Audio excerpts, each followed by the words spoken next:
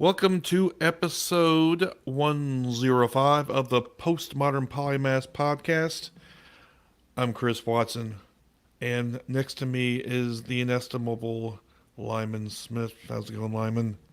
I'm good, man. How are you? All right, sitting in this car looking. Oh, wait. Now the lights went out. There he is. Okay. He's looking all unshaven and sexy and everything like that. So, trying to look all dark. So, you're looking dark. He can't fucking hear me now. Oh boy, this should be interesting. Okay. So this week we have on a lady that I have actually been friends with on Facebook for quite a while, but I never talk. She's like one of those people who pop up and like things sometimes and react to things. But she's actually on Cass Midgley's show. Everyone's agnostic, which everybody knows has unfortunately gone on permanent hiatus, I guess you could say. But she was a homeschool mom, and she of course deconverted to Christianity. Shit, that'd be horrible. To atheism, and she's now an atheist activist. And I'm sorry she had to go through all this effort to come on here because she had to download Chrome. All right, so if you will join me in welcoming Leah, I don't know if I can use your last name, Leah. Hey, How's it going, Leah? very well. And you, Chris? All right. Pleasure to get to talk to you.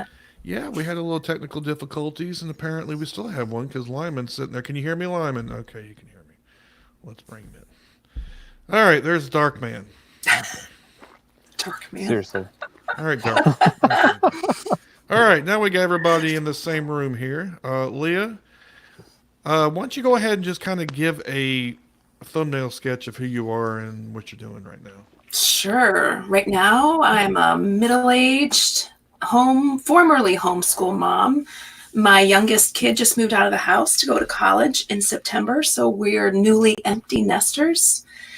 And I'm highly involved in our local freethinkers, humanist community here in Cincinnati, and trying to somehow undo all of the bad things I did when I was a homeschool Christian mama, Bible study leader, all that stuff. Yeah, that's Yeah. that's a lot to unpack there. And I've read about, listened to your episode on Cass's podcast, about your journey or whatever. But first of all, I wanted to say you told me you were in Cincinnati, but I realized that. I mean, I went up there, I was there for the American Atheist Convention, not when it was here. Yeah, I was down there a couple days too. Yeah. Yeah. If I'd known you, obviously. Before. Yeah, next time. Well, it's in Phoenix next time, yeah. which is Lyman's, where Lyman is. Oh, right now, actually. Awesome, Lyman. So he's going to pay for my flight to come down there. No? Okay. It's worth a shot. You stole one of my beers. So is that worth a flight? Yeah, worth a flight. Okay. All right, that's worth a flight. So yeah, I was down there and I saw Jenica and Patrick were not there. They had other things they were doing, I guess. Yeah. But kind of weird that we kind of crossed paths there. I've been up to Cincinnati a couple times. So. Yeah, I think I first heard your name maybe from Jenica and Patrick. Yeah, I was up there. They said they did that podcast for a little while. Yeah. So I encouraged them to do it. Yeah. So. And I always made fun of them, say they're going to bury my body in the backyard. Uh-oh. So. Well, you never know. Yeah, still, I might maybe need to go back up there and see if I can manage to get myself killed before the world ends. Anyway, let's not get into that. Okay, so Leah, why don't you tell us? First of all, I guess a brief description of kind of your where you started at and kind of your journey and how you got to where you are right now. Yeah, sure. So in a way, my story is a little eclectic in that I kind of grew up in a home where my parents were hippies. So there was no religion in my home of origin, my family of origin, but I had grandparents that were strict Southern Baptist home church folks. And so we lived close by and we often spent lots of time up at my grandparents' house. And so there was always this running, Christian narrative at the dinner table or out in the gardens when we were gardening or whatever, about Jesus Christ and about being sinners and not being good enough. And so I grew up with this attitude and this feeling that I was not good enough and that there was something missing in my life, and eventually determined that that's something that was missing was Jesus. So my freshman year of college, away from home for the first time, due to some events, I cried out to Jesus and said, "Hey, if you're real, I want you to be the Lord of my life, and I'll follow you all the rest of my days." And bought in hook, line, and sinker for the next 25-ish years, probably. And I'm that kind of person, like when I choose to do something, like I'm all in. I don't do anything, half-assed or lukewarm, like I'm in. And so, yeah, I was all in. We raised our kids in the faith. We homeschooled. I led Bible studies for years. I led prayer teams. I was the homeschool group prayer leader and the Bible study prayer leader. And I was all in, up to the point, but there were always these questions, right? There were always these things that never quite made sense. Old Testament stuff and good and evil and things I just couldn't square. People I knew who were sick and dying, who we would pray for, who weren't healed. But whenever I would go to my pastors or my leaders, they always, and ask them those sorts of questions, like, help explain this to me. Their answers were always kind of left me, wanting more and not making sense. And so I just would kind of tuck those down and bury them and be like, I don't know. That's another mystery, like God will help me figure that out one day. But in our homeschool community here in Cincinnati, Ken Ham in like 2005 or so started building the Creation Museum. And so in our community, like if you were a good homeschool family and a good homeschool mama, like you needed to buy into the Ken Ham story, young earth creationism, hook, line, and sinker too. And I was a biology major in college, and it was really hard for me. And so again, I felt like a shitty Christian, a shitty mom, a shitty person all over again. But I had friends who, when the Creation Museum opened, were like lifetime members. Like if you gave like $1,000 to Ken Ham to help build the museum, you got these like little cards, these little passes that you could kind of give out and utilize to your friends and your family. And so my, as a single income family, we were always looking for cheap field trips. And so friends would say, "Hey, you guys want to go to the Creation Museum?" And I would say, "Yeah, sure. We'll borrow your pass cards." And we went there a number of times. And after one visit, my son, who was about 12 at the time, was like, "Hey, Mom, like, there's just something that's not squaring here for me. Do you think you and I could go back there without the younger girls and like do a little evaluation and a little discovery kind of on our own, dive a little bit deeper into that?" And so we went there eventually, the two of us, and like he knew exactly what exhibit he wanted to go to. And it was this one exhibit in like their flood room, Noah's flood room. And it's kind of trying to explain how the animals repopulated the earth and how they did so quickly. And it talks about, these land masses that were made up of trees and like foliage that had gotten knocked down during the flood, and they were just floating on the surface of the oceans. And the animals somehow found their way on these floating land masses of foliage and made their way to the other continents. So, so we're reading this and he's looking at me like, "Mom, this sounds really fucked up." And I'm kind of like, "Yeah, I know. It just really doesn't make sense, does it?" And so that was the beginning of the end. That was like 2007. He's 23 now, 2008 maybe. And it was been a slow deconversion for our entire family. Like my son left shortly thereafter. He's like, "Mom, I don't believe any of this shit." And then my husband, I was just so like, I thought we were doing all this stuff right. I thought we were great parents. We were teaching them all the things they needed to know. We were helping them to be solid in their faith and have a great foundation so they would never leave the faith. And then here we are, my oldest kid is like saying this is a bunch of bullshit. And I was completely just thrown off my game and completely intimidated by his intellectual thought processes, his critical thinking. And I didn't know what to do with him. You know, I was at a loss. But my husband rose to the occasion and started listening to podcasts with him and debates. Podcasts weren't really a thing. It was more debates. My son would download debates and he and my husband would listen to them. And that summer they went away on a camping trip and they came home and my husband's like, Leah, like Josh has some really great arguments here. Like, I think we need to listen to him and figure out what he's saying. And so soon thereafter, my husband declared himself an atheist. And then slowly and surely, a few years later, I was willing to kind of dive in, do some reading, do some studying on my own. And then subsequently, my girls kind of followed suit, you know? So here we are. Crazy shit. Crazy life.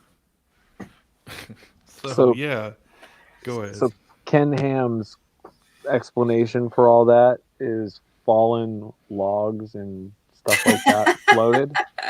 Yeah. Uh-huh. Yeah.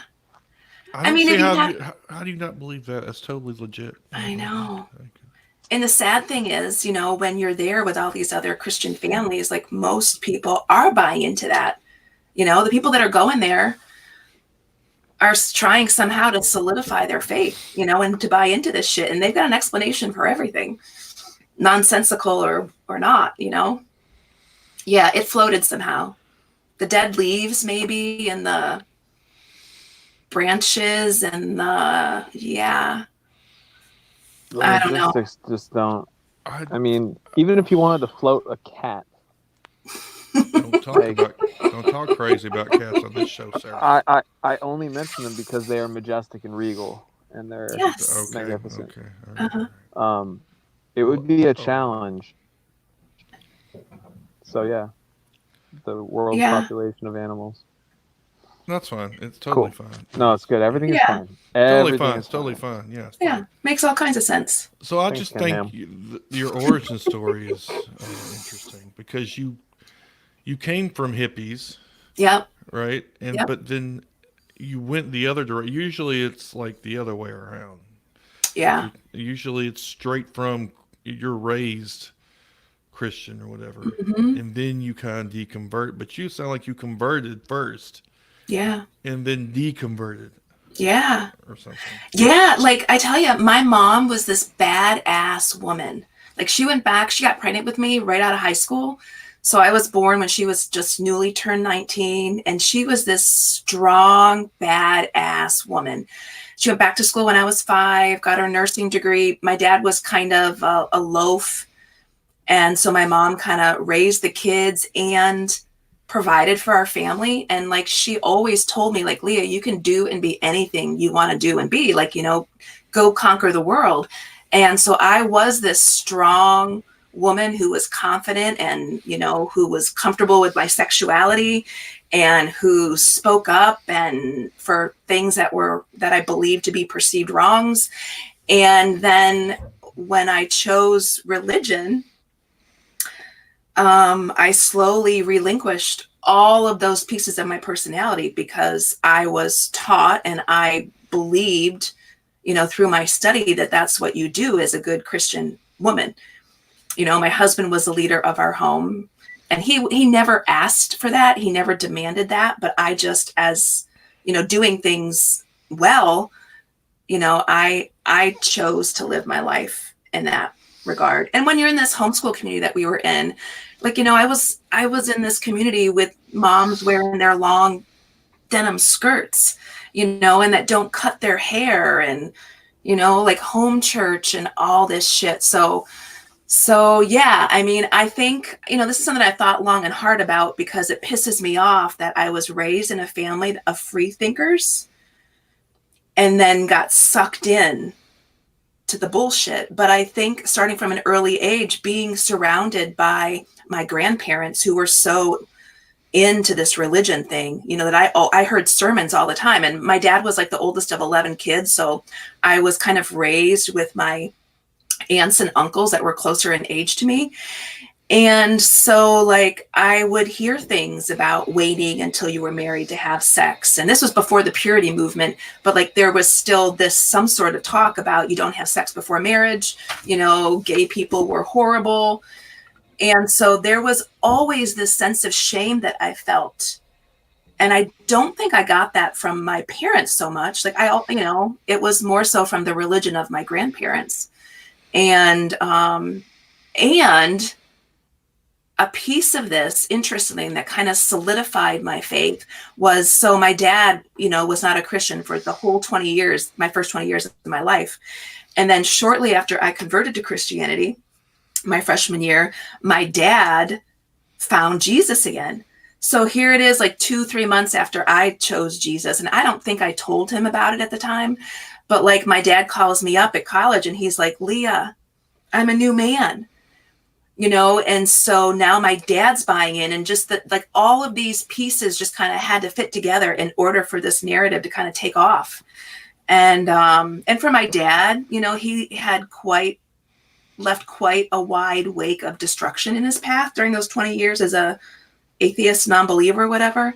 So like for him finding Jesus again, it seemed good. It seemed like a good decision for him. And so it just kind of made my decision, yeah, this is the right thing to do. But I do think because I grew up without a faith belief, that it made it easier for me to find my way out, and not that it's been easy, but like I knew what it was like to live without faith those first, 19 years of my life. So I feel like it somehow made it easier for me to find my way out of faith. Yeah. Were your parents raised religious originally, and then they became agnostic, atheist, whatever you want to call it? And then, like your dad, when you're talking about him finding Jesus again, was he raised super religious? So his parents kind of converted to Christianity when he was like a toddler. So yes, he was, but my grandfather was a total asshole, patriarchal, misogynistic street preacher type who easily made my dad, not like him and rebel against him. So I don't really know if my dad ever would have said he bought in to it when he was a youth. My dad caused he was a wild guy, as a teenager and a young adult. And so I don't know. My dad's gone now. He's been gone for about 6 or 7 years. So these are questions. I was still a believer when my dad died. And I wish he was around, because he was the kind of guy that you could just talk to about anything, and he would not be intimidated. And I would love to have some of these theological conversations with him, and ask him things like that I never got to ask him. My mom, on the other hand, her mom was Episcopal and her father was Catholic. And so they could never figure that out and make that work real well in her family. And so like there wasn't a whole lot of church going there. And then her mom actually got sick with cancer at a young age. And so my mom was responsible for basically taking care of the home and the children. So my mom from an early age was like, this religious stuff is bullshit, and I'm sure she tried to pray for her mom to be healed and everything. So my mom's never bought into anything. And it was really hard for her those years where I was a Christian and very judgmental of her lifestyle sometimes. And now she's like my biggest fan. Like she tells everybody she knows, like, oh my gosh, remember Leah? My daughter who was an evangelical Christian who homeschooled her kids and led the Bible study. She's an atheist now. Oh my gosh, come meet Leah. So it's been a really neat transition in our relationship, because there was a lot of tension those years that I was a Christian and she was not. And now we can kind of commiserate together, about the state of the world and the Trump presidency and all kinds of stuff like that. So, yeah. Just a brief, that you mentioned Trump, brief just got an alert that it's official. The U.S. House just voted to impeach Trump. No way. Okay, what does that mean? It goes to the Senate. It's Okay, and that's probably not going to happen. yeah. Well, the impeachment just means the part where it goes to trial. Yeah. He's probably not going to be removed, but this is historic only because it's only happened like three other times. Yeah. Andrew Yeah. Johnson, Bill Clinton. Donald Trump. Well, this would be the third time Yeah, Nixon resigned before resigned he could be before. voted. Mm-hmm. Mm-hmm. So basically, they'll take all the evidence. They'll have more discovery and testimony and stuff If like they that. allow- And They allow. yeah, in theory, they should be doing that, and then the Senate's supposed to act as a jury. That's a whole nother. Let's go down that rabbit hole. So depressing. Let's just. So Really on good. this Yeah, on this day, they impeached a motherfucker. yeah, good. Okay. Yeah, at least that's something. At least It's cause for it's- celebration. Yes, So, maybe some tears too, but you know. Maybe some tears. Leah. Yes. So, did you have a certain catalyst to bring you to religion in the first place? Was there an event or something? Yeah, there were a few things that happened in my life. So, like as a teenager, I mentioned earlier that I spent a lot of time with my aunts and uncles that were close to my age, and they were all extremely conservative in their dress and in their behaviors. And I was in a public school, and, I had a boyfriend, and I was having sex and going out. I know. What? See, that's why I chose religion. See, exactly that attitude. I distinctly remember driving from my grandparents' house to one of my aunt's house, surrounded by like 3 of my other aunts. So they have me in the middle of the car. And I'm sure it was some sort of intervention. They didn't know what was going on in my personal life too much, but they may have assumed. And so we're driving in the car, and they start talking and kind of sermonizing, not necessarily directed to me, but, in the car, about the importance of saving yourself until marriage. So I don't know how old I was, sophomore, junior year or something like that. And they're just having this conversation, and I'm just thinking to myself, it's too late for me.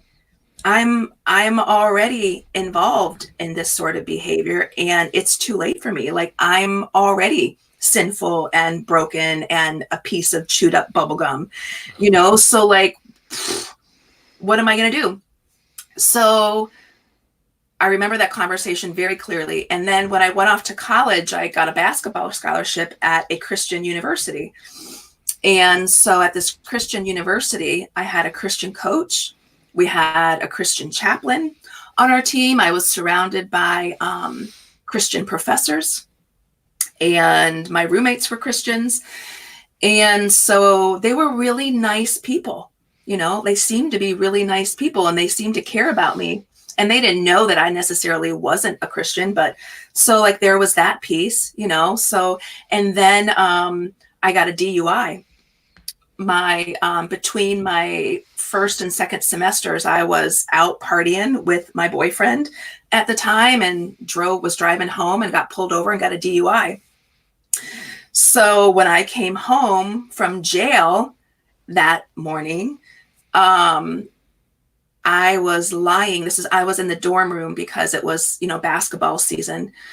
And so I was in my dorm room by myself, and I was just lying there with all this anxiety and all this grief and all of this worry. Like, I could lose my scholarship, get kicked off the team, have to pay these fines, have to tell my parents that I got a DUI, like, all of these unknowns.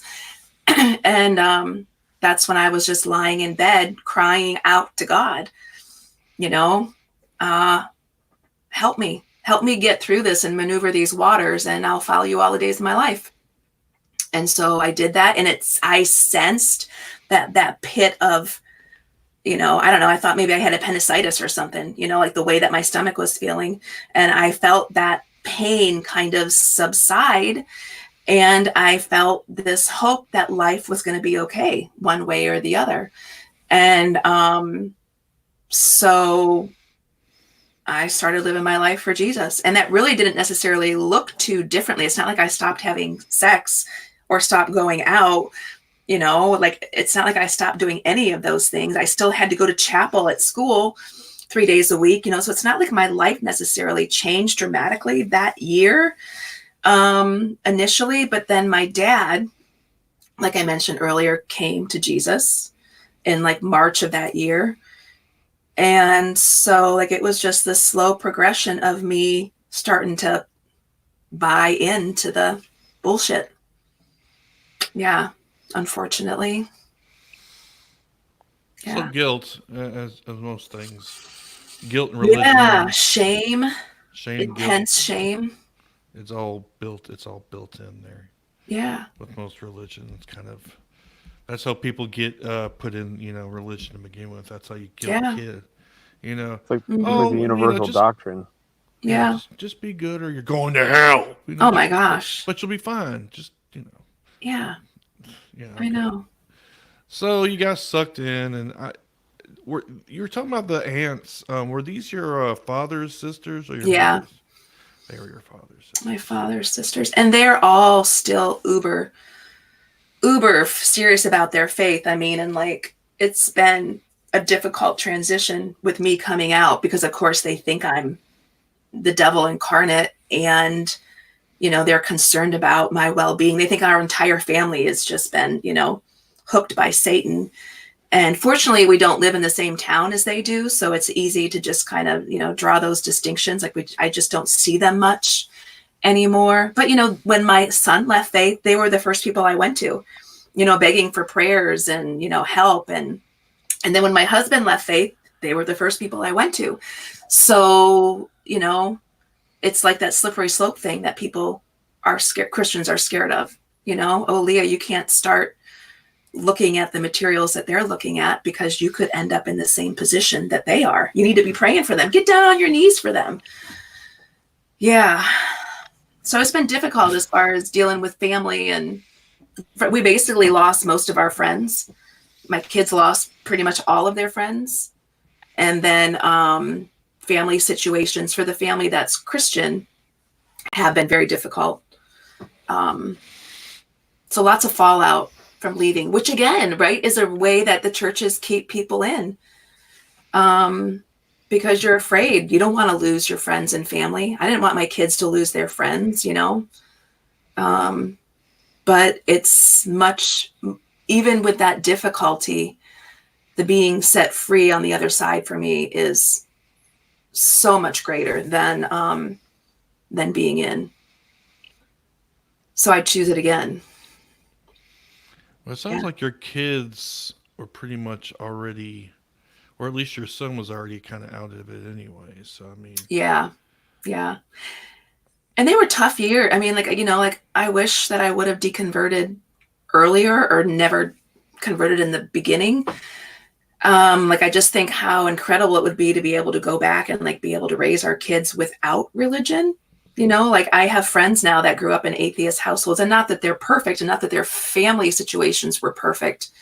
They got different kinds of baggage, but like I think I was a really good mom. Like my husband's a really good dad, and we were just grossly mistaken on those things that we thought we were supposed to teach our kids. And so I think, gosh, not that my kids aren't awesome. My kids are awesome, but they could be even more awesome if they hadn't had Jesus. The Jesus bullshit for so long.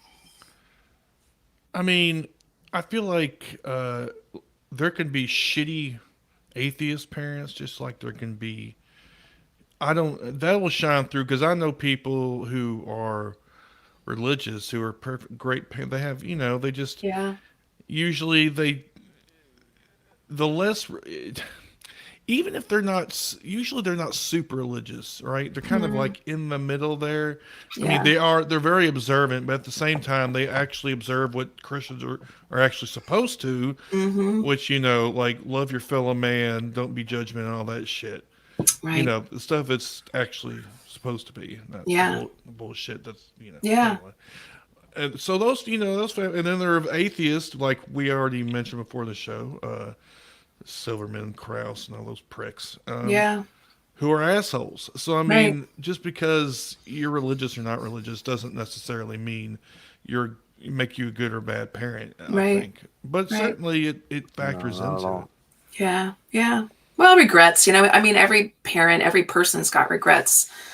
And that's just a huge regret of mine, because we're still dealing with the fallout. Like my son just turned 23, and he and I had a pretty in-depth heart to heart a few months ago.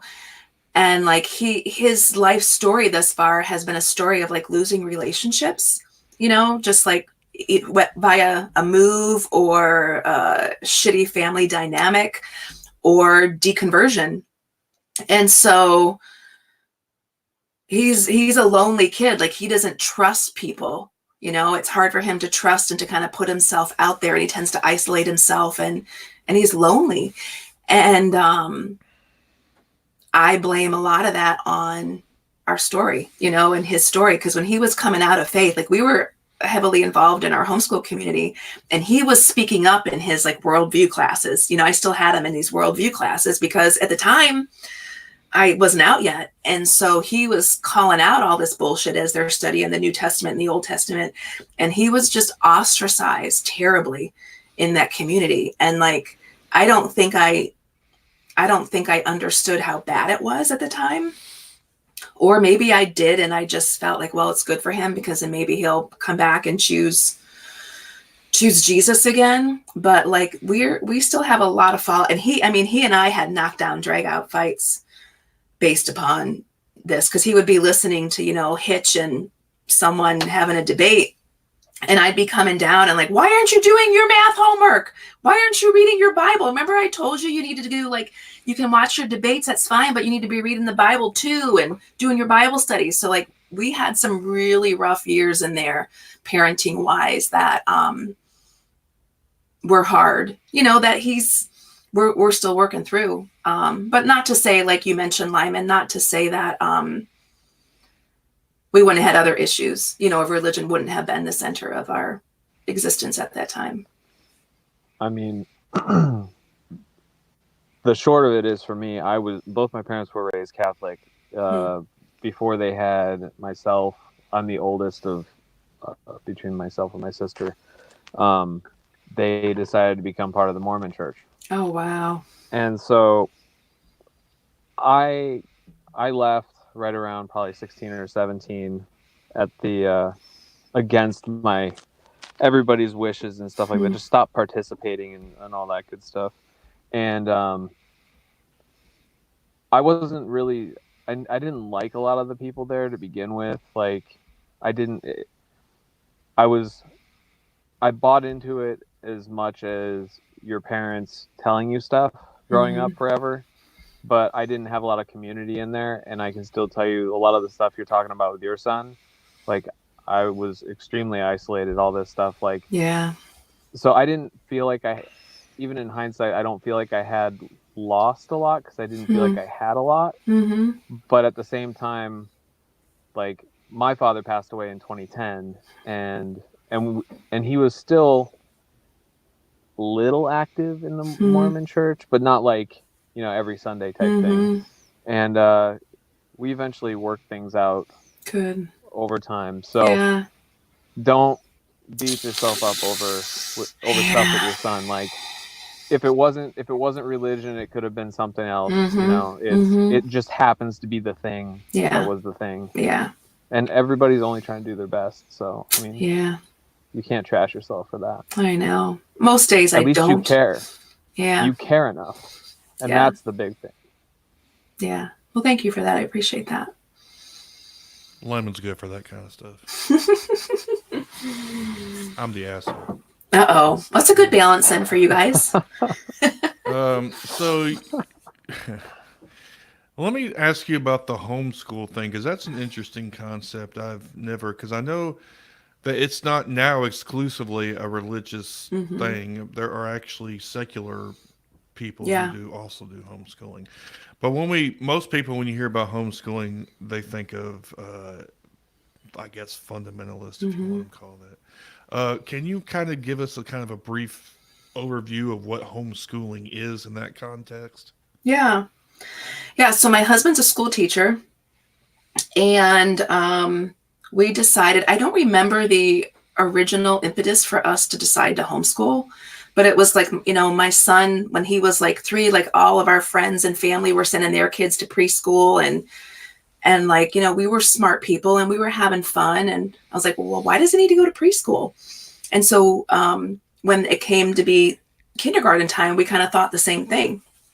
And there definitely was some piece of that decision that pertained to religion, like protecting him from all of the scary stuff that's out there in public school. We were huge, like James Dobson and Focus on the Family supporters, like he was Ugh. the bomb. He was the bomb. Yeah.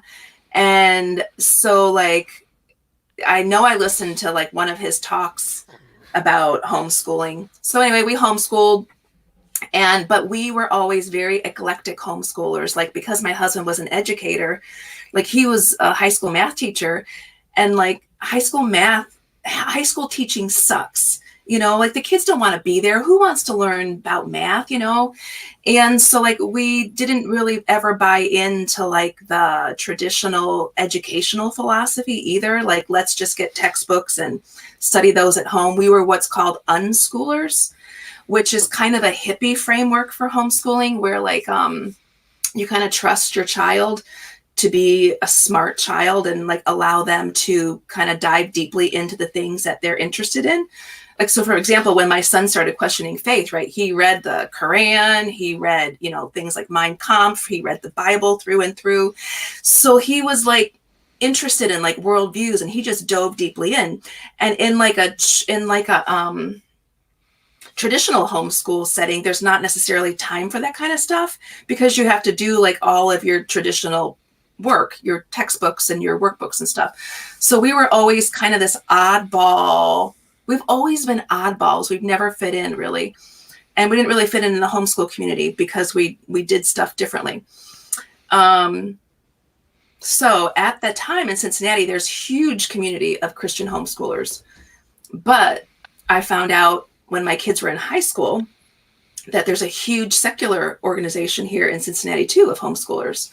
So yeah, I think a lot of religious people choose homeschooling to keep their kids away from the bad, scary, tenets of society and governmental influences. And there's also like the secular people. Most of the secular people I know that homeschool, they're homeschooling because they don't believe in the educational philosophy primarily, and they want more freedom and different kinds of opportunities for their kids. And they tend to be a very eclectic, very hippie-like, unique group of people. So it's kind of another one of my regrets, is I wish we would have homeschooled in that community rather than the one that we did. Yeah. Yeah, but you did give him that the framework seemed to be okay. The kind of the hippie thing seemed to be okay. It's just the content. But then again, if you give him that freedom, that's where you fucked up. That's where I fucked up. Read the Bible. I know. You let him read the Bible with unsupervised. You can't do that. I know. That's how atheists are made. Yeah, and like I truly believe our methodology for homeschooling allowed Josh, my son, to like be so free to feel comfortable like asking questions, because we just always had this environment where like, don't hesitate to ask questions. What's going on? And the opportunities he had to dive deeply into a subject matter that he was excited about, and like I really wanted to like drill home to them like the importance of critical thinking. And at the time I thought they could examine Christianity inside out, backwards and forwards, and turn it all around, and Christianity would still rise to the top as being, the worldview. And little did I know that those critical thinking pieces of Josh's would end up leading him to question everything that I thought to be true about the world. So yeah, he's like my hero. My son's like my hero, and it's funny. I just kind of made that, kind of put that statement together, like maybe in the last year.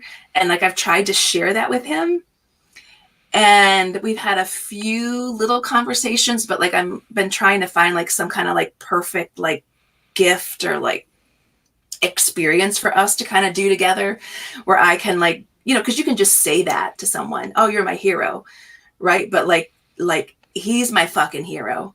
Like if it weren't for him, I don't know where we would be today. If it weren't for him, like continuing to like buckle down and say, Mom, no, this is not good. This is not right. I don't know where we would be today. So he's my hero, which is kind of cool to be able to say as like a parent, that your 23-year-old kid is your hero.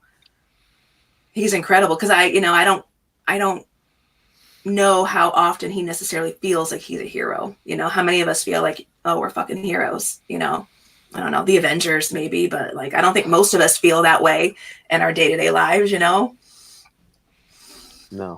Yeah, we should. We probably should feel that way more so because we're all doing like amazing things every goddamn day. Lyman, you flying out to be with your son. I mean, that's a big fucking deal. And then going back to Baltimore. He does this shit all the time too. Damn. Every month. Every month since last July. Wow. And I don't like to fly. Like I had an extreme phobia of flying. So I know that. Oh Wow. my God. Like when I knew I was gonna start flying when I was gonna go see Natalie out there, and she was just like, oh, you should come visit, because she was opening a school over there because she's a teacher. And I was like, shit. fuck. So I had like 3 weeks to basically kind of mind fuck myself into being able to. I used to have, it was so bad, I would drive to the airport and have like almost a full-blown panic attack just going to the airport. Wow. And so I had to figure out, I would watch YouTube videos of literally just flights. And like, it sounds so stupid, but like, it was a legitimate fear. Like, if somebody had said, I will fly you anywhere in the world for free, or you can get punched in the face, I would have been like, I will get punched in the face. Absolutely. Oh my gosh. That's what, again, drugs. We come back to drugs. That's what drugs are for. But yeah, so yeah, fast forward like a year and a half later, 24, 25 flights a year.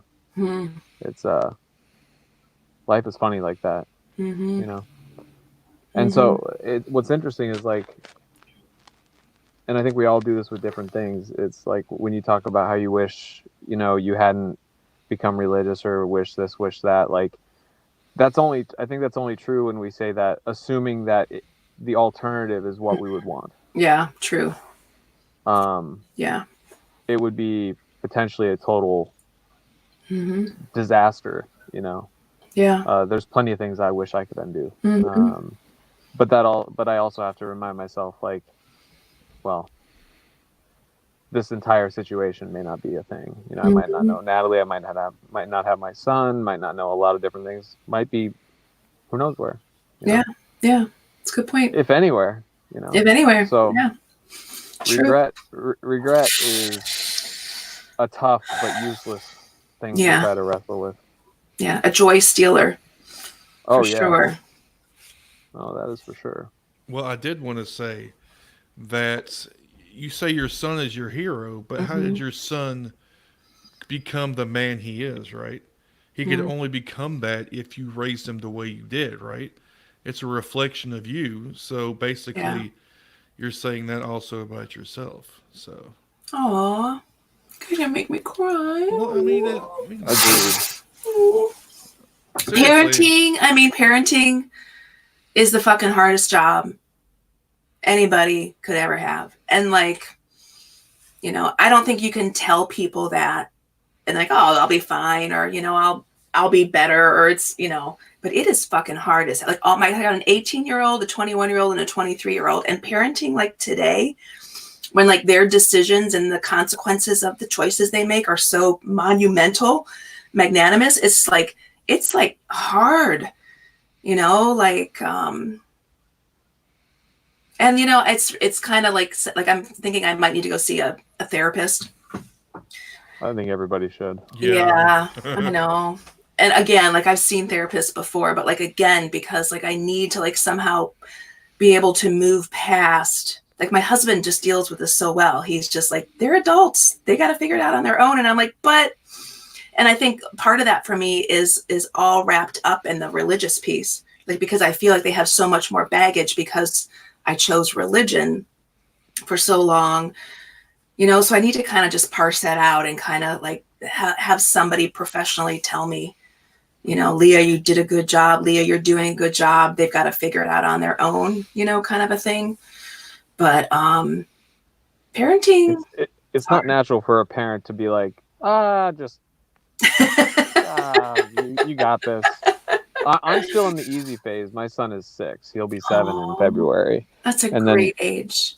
It is. It's a lot of fun. And then Natalie has a son that just turned 5, and then one that turns 7 a couple months after mine. What the fuck are you, 20-something? What the fuck's happening?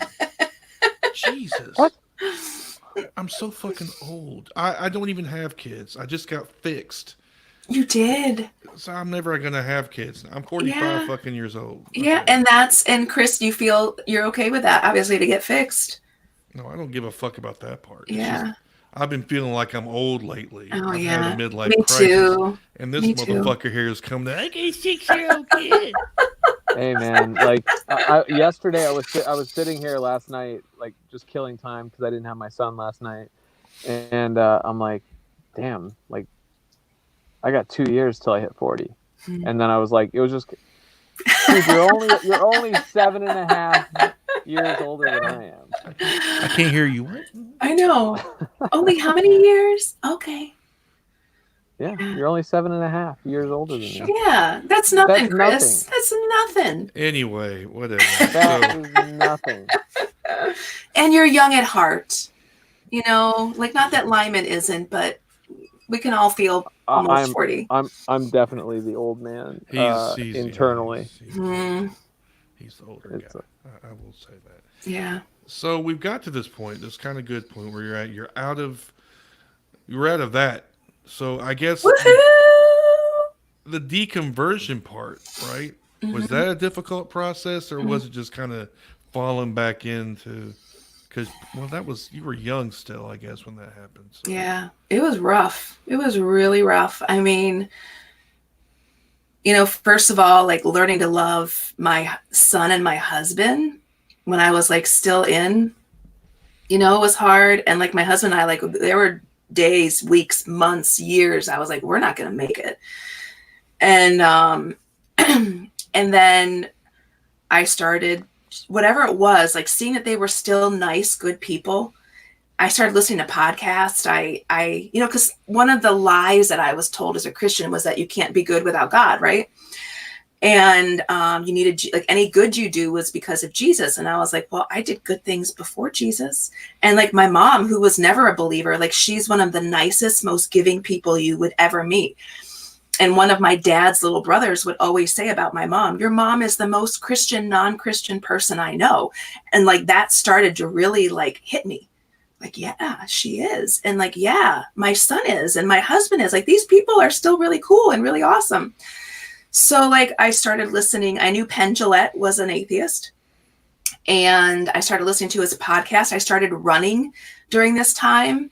And so I would listen to his podcast.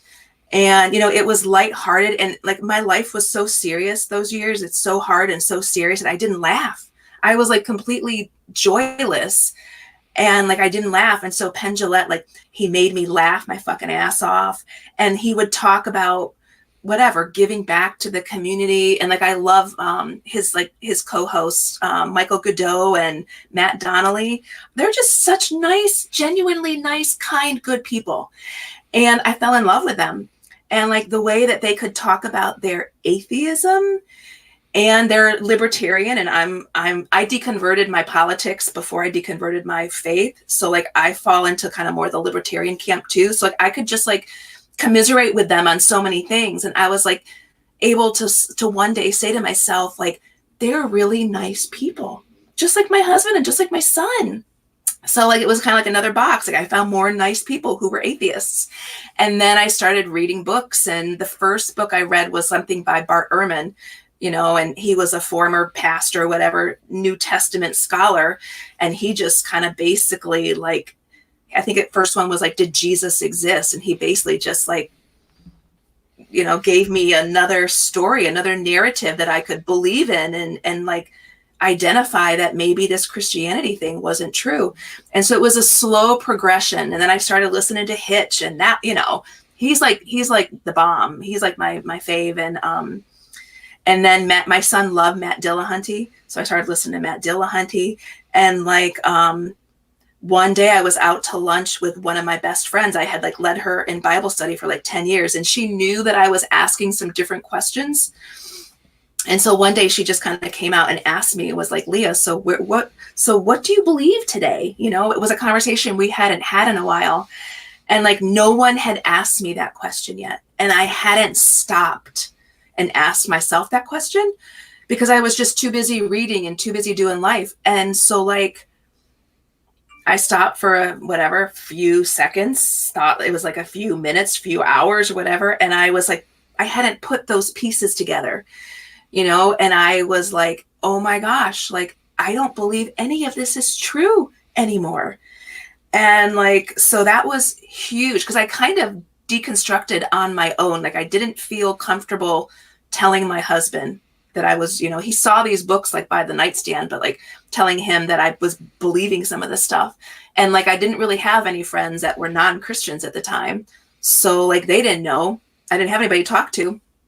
And then I started finding some online communities, like the EA community was one of the first, the Everyone's Agnostic community was one of the first ones I found. And then to hear other people's stories who were similar to mine and that they were doing okay on the other side, so really between podcasts and Hitch debates and books by people like Bart Ehrman and Richard Dawkins, and then the online community, like everyday people like, Lyman and Chris, like I felt like it was something that I could choose for my future. And, but we were still heavily involved in our homeschool community. I was like a leader and I taught classes, and I let go of the prayer group for, at a time, but like, I still had like this like contract, and my kids got like free classes because I was a teacher and I was like a leader. And I knew how my son had been treated, a few years prior. And so I did not want my girls nor myself to be treated that way by this community. So I really kept things under wraps until like the contract with them was over. And then we just kind of separated, went our separate ways. Like we never went back to that community. We see people occasionally, but we just kind of now had this space where we could just start to grow our new life together as a family. And so, yeah, here we are. A few years. I mean, I would say probably that conversation with my friend was maybe 4 years ago. So, and I've like met all the big atheist people, had dinner with David Silverman before it came out that he was a shit too. We are growing a humanist community in town. Bart Campolo lives in Cincinnati. And so he and I are like two of the leaders in like our humanist community. So we're growing this really cool, kind of different kind of humanist community, kind of like Church 2.0, which my husband doesn't really like, but we're doing some really cool things, and we're meeting some really neat people. I've been doing some activism with the Tri-State Freethinkers group, with like getting like comprehensive sex ed in our local schools around here. That's been really cool. Being able to advocate for Planned Parenthood and organizations like that. Death with Dignity is like something that I'm involved with here in Ohio too. So like I'm yeah, I like to say I'm an activist. Yeah, which is so awesome. I would say that qualifies. Woohoo! Yeah, and I'm actually glad that you're kind of moving into this, what I would call humanism, as opposed to, because like you said, Planned Parenthood, Death with Dignity, to me that's humanist related. And some people go, I know that group has like the billboards. I know American Atheist has done the billboards. Yeah. I'm a little iffier on that because I feel like that's not as important to me.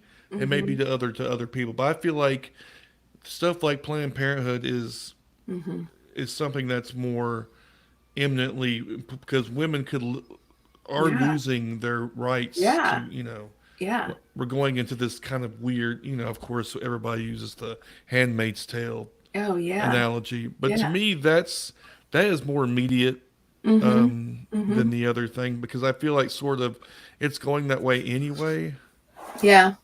Yeah. So, but Well, that's just my opinion. Ohio, we just had that one representative that Oh, the ectopic pregnancy, we're going to reimplant Oh, ectopic pregnancies. And like the guy just came out and said, oh, I don't even know what an ectopic pregnancy is. Like, do your fucking homework, dude. it's Like, because who are you? they told him to say it. Yeah, it's He pr- he bullshit. he Bullshit. basically probably got something from the church or some whatever organization. Here, do this, Yeah, pro-life you know, organization. Yeah. or something. Even Yeah. though here's a bunch of money to your reelection. Mm-hmm. Just basically, that's what it boils down to. So Ohio yeah. is the South in a lot of ways. It is. We're backtracking here. It's kind of exciting. We just had our humanist group meeting last night, and we kind of talked about our dreams for our community for 2020. And like one of our dreams is getting behind like voter canvassing, like getting our community to kind of get out there, to get the vote out there, because people say if we can increase voter turnout, the people that aren't voting a lot of them are like progressive. And so like if we can get more progressive people out there voting, we don't have to be political per se. We just want to increase the vote. And so we're going to try to get behind the death with dignity legislation that's supposed to come to the state house in 2020. And, some of this other stuff that's not too politically, I mean, it is politically minded, but there are people on both sides of the aisle that can agree on some of that stuff, So it's exciting. Even though it's depressing to live in the state of Ohio today as a woman and in the United States of America as a woman and as a man, but, I do hope that the future is going to be different. I don't know. Come below the state line. Kentucky and Tennessee. They did just elect Bevin, or whatever his. Oh my gosh, Matt Bevin. Bevin. Yeah, I liked him when I was a Christian. I like Bevin. Oh, you're evil. Okay. I know. I'm no longer evil, but I once was. Yeah, I once was. He really was a shit. He pardoned a bunch of really fucked up people. He did. Even fucking Mitch McConnell, he's like the king shit of Kentucky. If you got Mitch McConnell, the turtle, calling your ass out, oh my gosh, you got some fucking problems. Mm-hmm. So he doesn't have standards, and even he's appalled. Oh, he does. Yeah. They're money standards.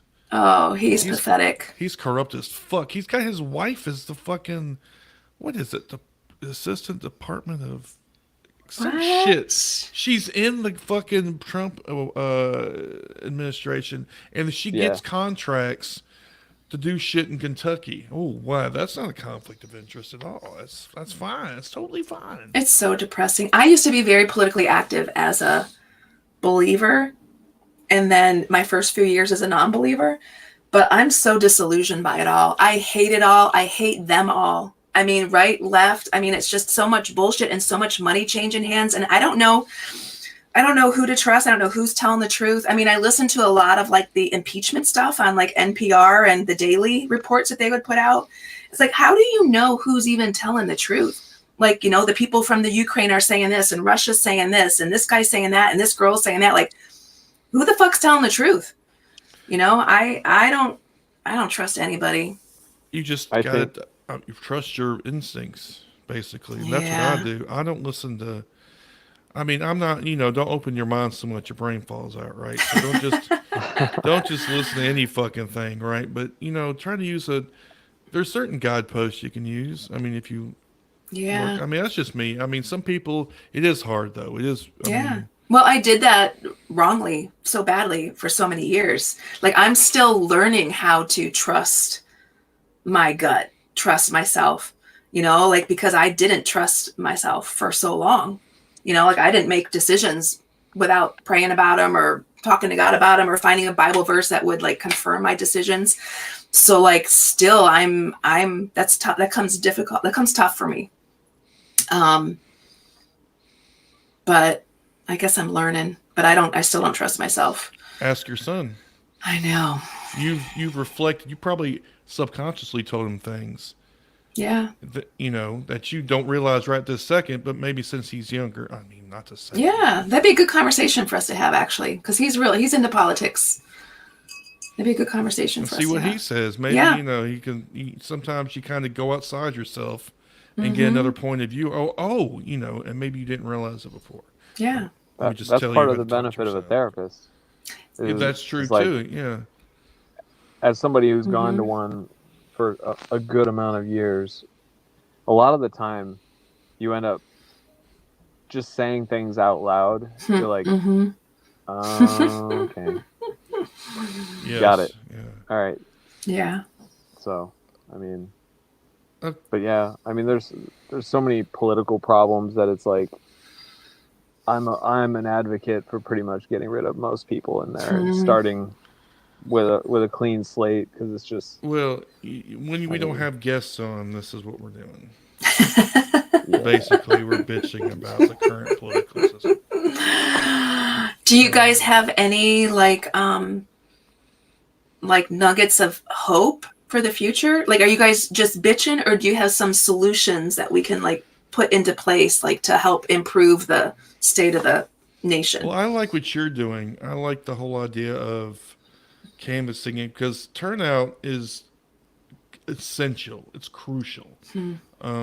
Because It is the problem. yeah.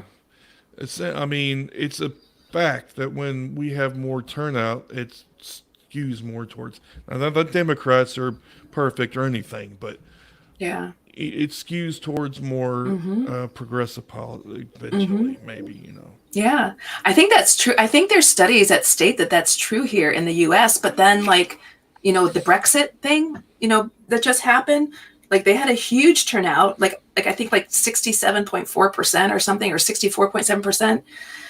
And mostly those increases were like in conservative areas.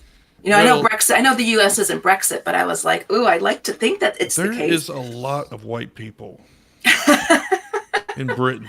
A lot That's of fucking white true. people. That's a good point. It is true. Yeah. We do have because white people are going to become not a minority within 20 years or something. Mm-hmm. So it's not going to be. I mean, Britain, yeah, it's fucking white as shit. Like, come on now. Still true. Oh well, Good I point. should say England is. England is. Scotland is my. I'm going to Scotland. I'm telling you, man. I'm going to Scotland. My people are from Scotland. I'm going to Glasgow. Ooh. I'm gonna listen to those crazy accents. I'm telling Sounds you, like fun. When you going? I'm not. I don't fucking. What? You need to go. I'm going to go one day. I Okay. don't know, but Scotland is crazy, liberal. They fucking don't care if you ever see them bitch about Trump on Twitter. It's beautiful. They have crazy words for shit. They don't care. They'll call you a cunt and everything else. Well, look, I'm not even kidding. Some of the shit they tweeted about Trump, the words they use is just so fucking beautiful. Oh, well, yeah. I There's think you need to get words there. I've never even heard of. So Yeah. Well, you should get there. I think I was going to say, like, I think the pie in the sky long-term goal is to start.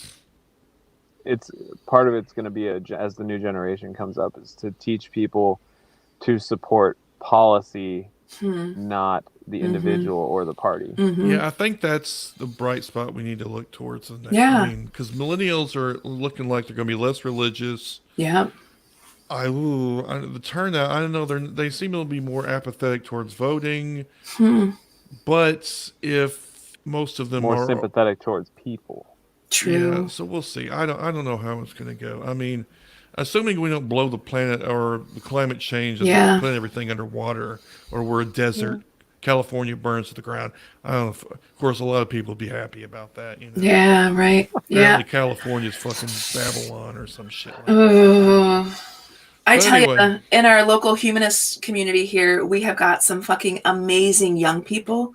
Like Bart, before he moved to Cincinnati, he was like the humanist chaplain at USC. And here, moving to Cincinnati, he was the humanist chaplain at the University of Cincinnati.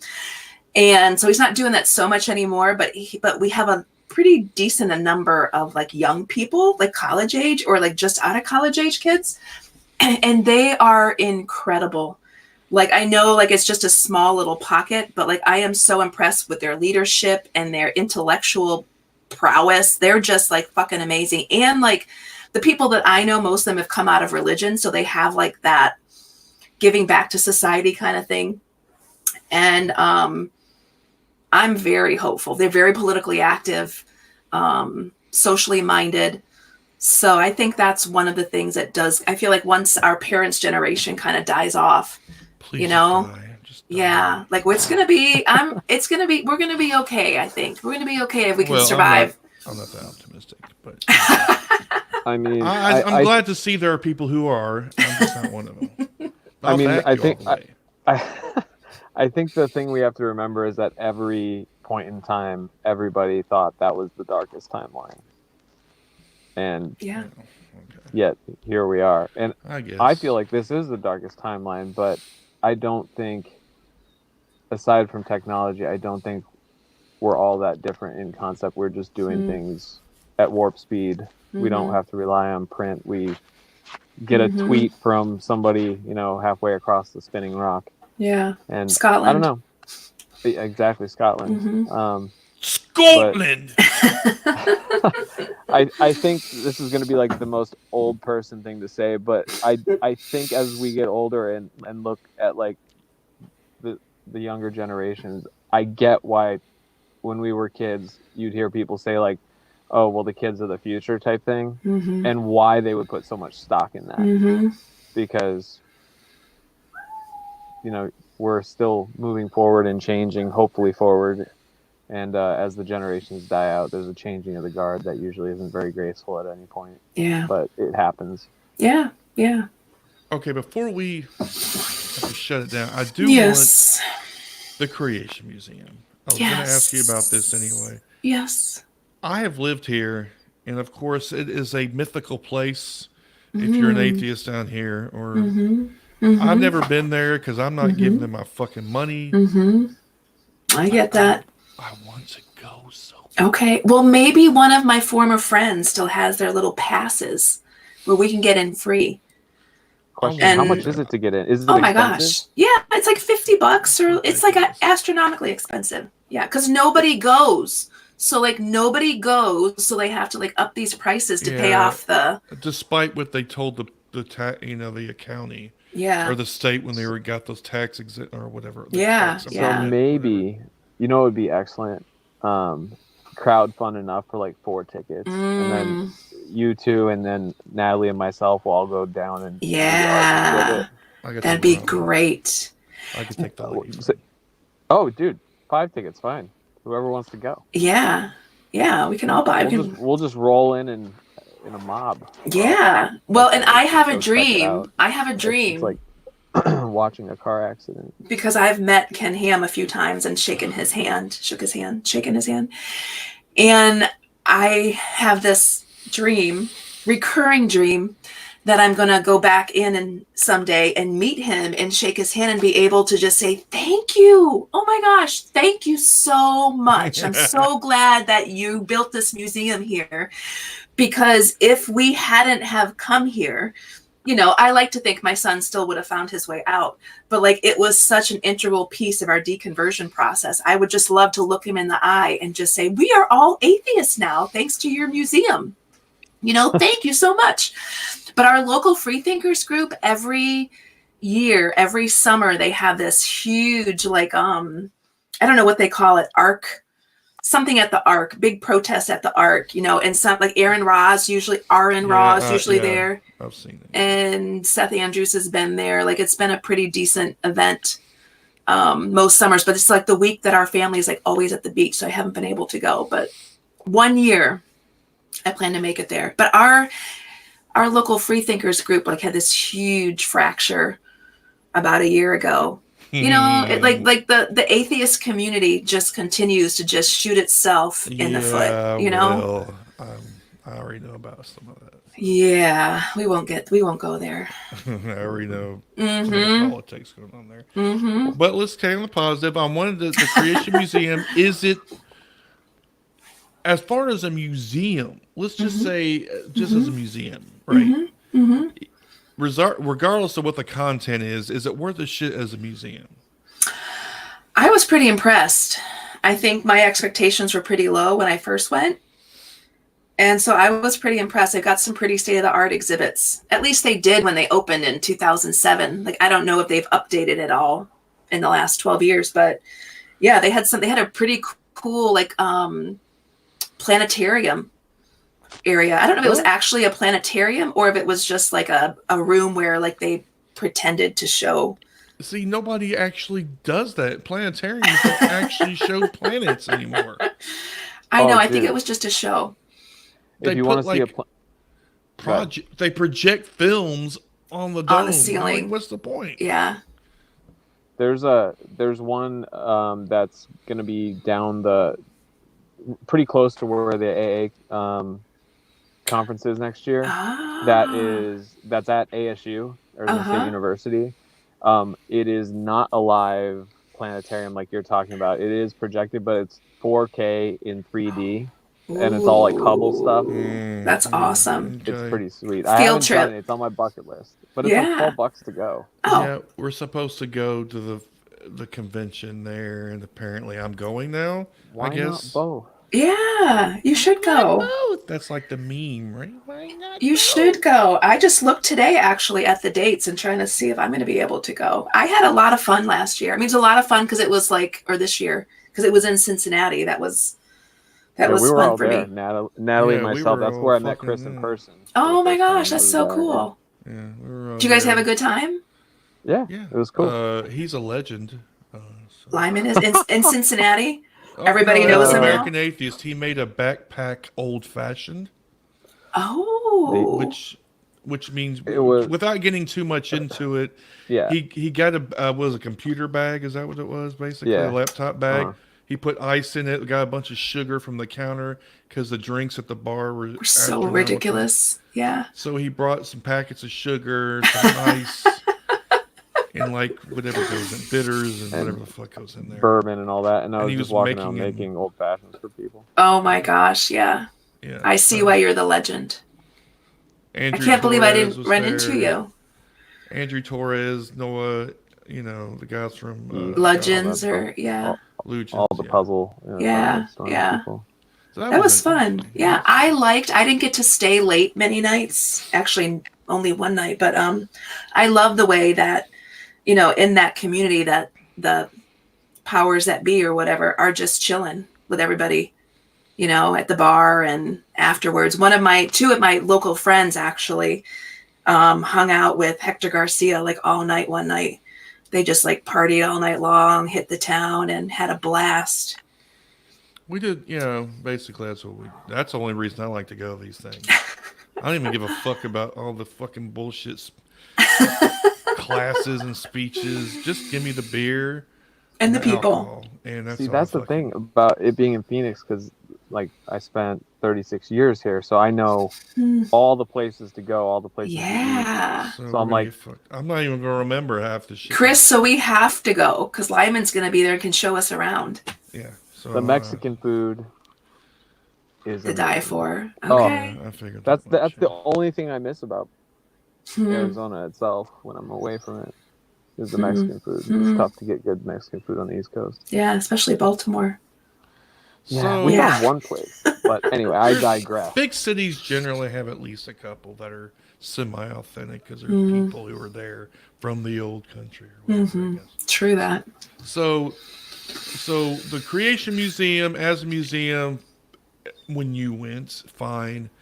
Yes. I'm going to go somehow. I hate, maybe if I donate the same amount to something else, I can justify it, like Planned Parenthood. Yeah, yeah. And you know what? They have had, there was that, there's this young girl that wrote a book about free thinking or atheism. She's like 12 or something. She just met with Cunningham recently. I can't think of her name. But like, I bet we could even, I don't know, it'd be interesting I'll try to reach out to someone there, because I know them kind of, I used to know them, and just say, hey, maybe they'd even be willing to like have a conversation or something too, you know? That'd be cool. Yeah. Yeah, be really cool. Because I heard That Ken would be Ham cool. when he did that debate with Bill Nye. Yeah, A lot of people listened to or whatever. yeah, I thought that was interesting. yeah, In a weird way, I guess. yeah, I'll go yeah. out the book. I'm not. The accent's horrible, but he kept saying he had the book.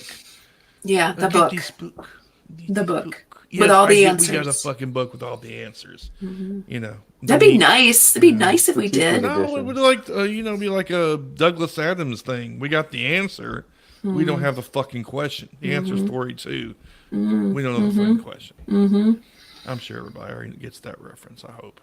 If you don't, I don't get it. you don't get the reference. No. That's right. You were like how long in the? I'll check it out though. Who is it? Douglas who? Hitchhiker's Guide to the Galaxy. Oh, okay. All right. I'll That's check like it out. Next time everybody- I talk to you, I'll get it. That's like the official book of atheism. Well, that and Hitch's book, Yeah. or whatever. I'll check that one God out. is not great. Is that the one? Yeah, that's a good one. Okay. So anyway, yeah, go check that out. All the atheists love it. We worship Satan and read that book. So You do? We I haven't stepped that deep sacrifice yet. babies and all that good stuff. So no, it's fun. It's fine. It's fine. It's okay. Oh, okay. Okay. And they're delicious. They're delicious. Tender as fuck. Okay. I don't think. Oh, you know who had their name used and some of their content used with some venom by Ken Ham in a meeting? Natalie. Really? Yeah. Okay. What Yeah, did she do? What's Natalie do? She had done a documentary on GMOs and vaccines called Science Moms. Cool. And Yeah, it's pretty good, and I'm in the thank you part. You can see my name in there. Oh. Ooh. All right. I'm gonna check that out too. Is that on YouTube? Or where do you find that? Yeah. Is it on Okay. YouTube? yeah, it okay. used when it first came out. It used to be a thing where you had to pay for it, but then she just made it free for everybody. Oh, that was Yeah, good. I might have actually seen that actually. Yeah, go check that out. Anything else I should add to my list, gentlemen? Well, shit, we'll be here all night. Maybe after the show, you can ask. I'll just randomly message you things or something. Sounds good. Sounds good. Yeah, if you guys are ever in Cincinnati, look me up, and I'll reach out to the Creation Museum. And I'm planning to be there in Phoenix in March or And I April, or think whenever it next year, is. Next year we might just for kicks go back to Cincinnati and hang out because We we need didn't to get go. to see a lot of Yeah, the city. I'd drive up there. I haven't gone up there. I might go see. I haven't seen Jenica and Patrick. I know. I haven't seen him in forever either. Because I came up there a couple times. Yeah, I remember How you being long- in town one time. How long is the drive for you, Chris? 3 hours, maybe 3 hours? 2.5. I think it 3 was like hours. 7 It's not that bad. I mean, it's. for Yeah, us. yeah. It's a good town. It's a good town. Actually, For, I was surprised. I was surprised. It's like it's older. See, Nashville is so young. We're sprouting up. Everything else is literally older than we are because we weren't built to be a big city. yeah, You go to true. Memphis, that's old as fuck. Mm-hmm. Cincy is older. They got a great riverfront. Mm-hmm. Great riverfront. So, That's yeah. been a long time coming though. Like it hasn't been great. It hasn't always been great. Well, City's looking good. And everything I in enjoyed Phoenix is like a toddler compared to the entire East Coast and the South. that's true. Like our historical buildings are like built in 1929. That ain't no better than this. All right. No. Well, anyway. Okay. All right.